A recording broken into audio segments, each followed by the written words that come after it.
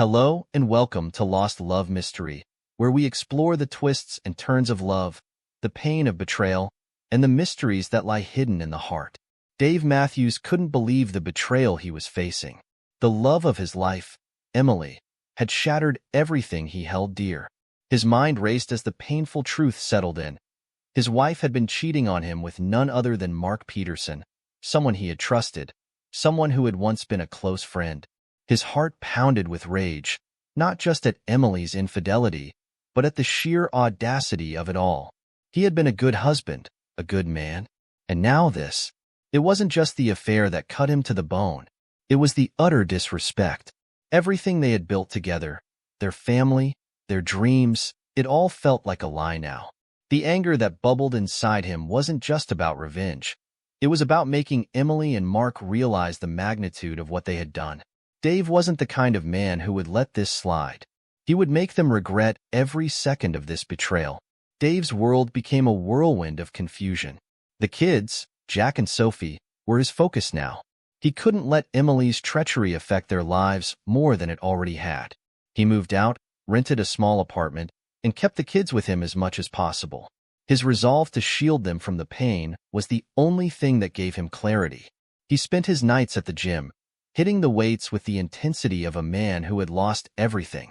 Each rep, each set, was an outlet for the anger and frustration that threatened to consume him. But no matter how hard he tried to exhaust himself physically, the fury within him never waned. There was too much to settle, and he wouldn't rest until it was done. Days passed, and the bitterness only grew.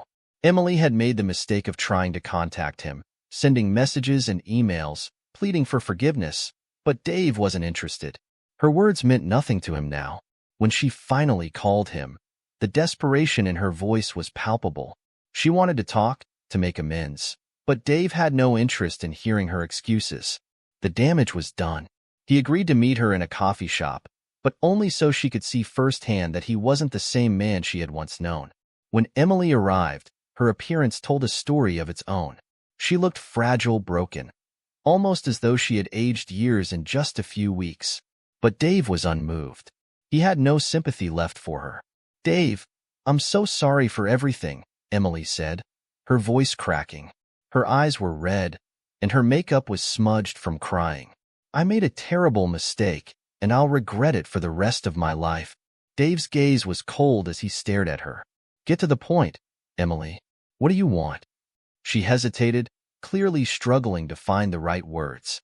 "Mark and we're not doing well," she said. "I made a huge mistake." Dave's heart burned with anger, but he remained composed. "And now you think you can just walk back into my life like nothing happened?" he spat. "You think you can fix what you destroyed?" Emily's voice faltered. "I miss our family, Dave. I miss you." He laughed bitterly, his voice laced with disdain. "You've lost that privilege. You made your choice." She lowered her eyes, the tears streaming down her face. "I know I can't undo it, but I want to come home. I want to fix things."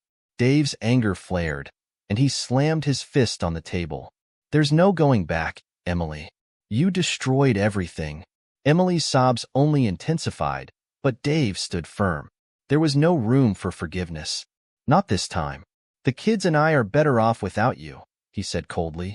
"You need to face the consequences of what you did." Her pleas continued, but Dave wasn't swayed. She had made her bed, and now she had to lie in it. As he walked out of the coffee shop, he felt a sense of finality wash over him. There was no going back. He had made up his mind. Emily was no longer part of his life, and he wasn't going to let her worm her way back in. He didn't want to feel any sympathy for her. But somewhere, deep inside, he could still hear the echoes of the love they once shared. He had given her everything, his trust, his heart, his future, and she had thrown it all away for a fling with someone he had once considered a friend. The bitterness in him was nearly suffocating, but he could not let it control him. Not anymore. The following days were filled with her attempts to apologize. Flowers, texts, phone calls. But Dave ignored every one of them. He didn't need her words. What he needed was to move forward, to take control of his life again. The kids were his priority now, not the broken woman he had married. But as time passed, The anger didn't fade. It only deepened. The betrayal had left a permanent scar on him, and that scar was a reminder of what had happened. Emily had chosen Mark over him, and he would make sure she knew the price she would pay for that decision. He could feel it in every bone of his body. This was not over. His revenge would be cold, calculated, and swift. That night, as he sat in his apartment, Dave couldn't stop thinking about everything he had lost. His life had been turned upside down, and now it was time for him to take the reins. There would be no second chances. He would make sure Mark and Emily paid for every lie, every betrayal. One afternoon, as Dave picked up Jack and Sophie from Emily's house, things took a darker turn. Mark Peterson showed up, visibly drunk, his face flushed with anger. Dave ignored him, focusing on the kids, but Mark wasn't done. He staggered toward Dave, slurring his words. "Hey, Dave," Mark sneered. "You think you're better than me, huh?" Dave didn't answer, refusing to engage with someone so clearly intoxicated. But Mark wasn't going to let it go. He grabbed Dave's shoulder, trying to provoke him. "Leave me alone," Dave said, his voice calm but firm. "This isn't about you." Mark didn't back down. "You think you can just walk away from everything? From her?" Dave turned to face him, his gaze hardening. "Stay the hell away from my family, Mark. I don't want to talk to you." But Mark wasn't finished. "You don't deserve her. You never did." Dave's fists clenched, but he knew better than to escalate the situation. He kept his composure, ignoring Mark's taunts. "Get your life together, Mark. Stay away from me and my kids." Mark didn't seem to care. "You'll regret this, Dave," he hissed, before stumbling back toward his car. The tension in the air was thick, but Dave didn't let his emotions show. He had learned to control himself. He wasn't going to let Mark push him into a confrontation that would only make things worse. But deep inside, Dave's rage was bubbling, and he knew it wouldn't be long before he would have to deal with Mark once and for all. As Dave drove away, he could see the anger still simmering in Mark's eyes. It wasn't over. Not by a long shot. The hatred that had been festering in him was now out in the open, and Dave knew there would be more to come. He would be ready. He would not be caught off guard again. The encounter with Mark left Dave seething, but he kept his emotions in check. As he drove away with Jack and Sophie, he couldn't shake the anger that still burned inside him. Mark was a loose cannon, and Emily was no better. Neither of them had the right to be part of his life anymore. That night, after putting the kids to bed, Dave sat in his apartment, thinking. He couldn't just let this go. Mark had crossed a line by confronting him like that, and Emily's betrayal was still fresh in his mind. He had to make sure neither of them could hurt him or his family again. The decision was simple. He would file a restraining order against Mark. It was the only way to ensure that he wouldn't be able to come near him or the kids again. Dave wasn't one to back down, and he wasn't going to let Mark get away with his behavior. The thought of Mark thinking he could intimidate him made Dave's blood boil, but he was determined to remain calm and take the proper steps to protect his children. The process was straightforward. Dave made his way to the courthouse, filled out the necessary paperwork, and filed the order. Mark Peterson would not be allowed near him or his family anymore. It was a small victory, but it was a victory nonetheless. Dave felt a sense of justice wash over him, but he knew this was just the beginning. Emily was still out there, still trying to make amends for her betrayal. The next morning, Dave went to the courthouse, the weight of his decision heavy on his shoulders. But he knew it was the right thing to do. Mark had proven he was unstable, and Dave wasn't about to put himself or his children at risk.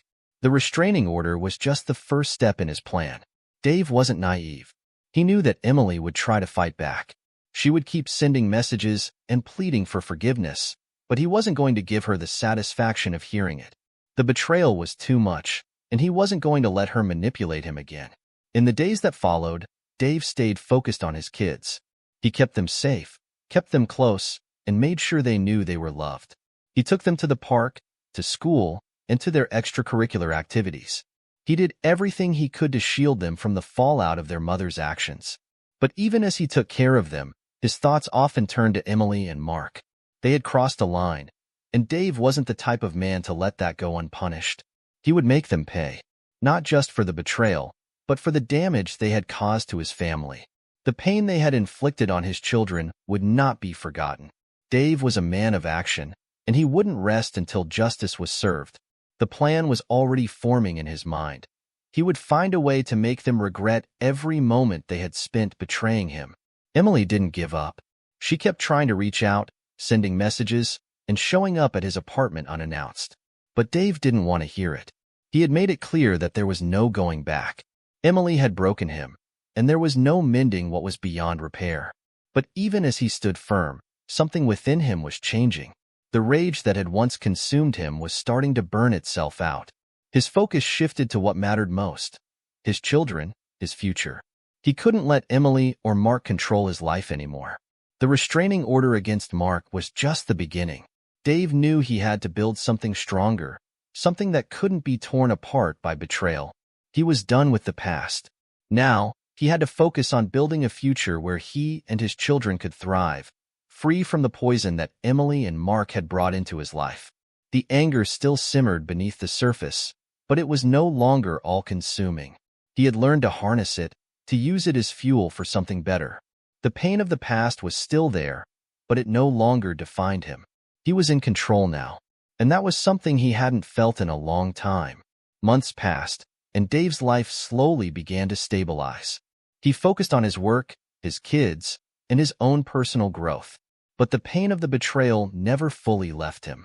Every so often, he would think about Emily and Mark, but instead of anger, he felt something else, a sense of peace, knowing that he had done what was necessary. In the end, Dave Matthews had come to realize that some battles weren't meant to be won by seeking revenge. They were won by moving forward, by building a life that was stronger than the one that had been destroyed. And that was exactly what he intended to do. The rage had burned away, leaving behind clarity. Dave had come through the storm, and now he was stronger than ever. He was a man on his own path now, a father who would do anything for his children, a man who had rebuilt his life from the ashes of betrayal, and he would never let anyone take that away from him again.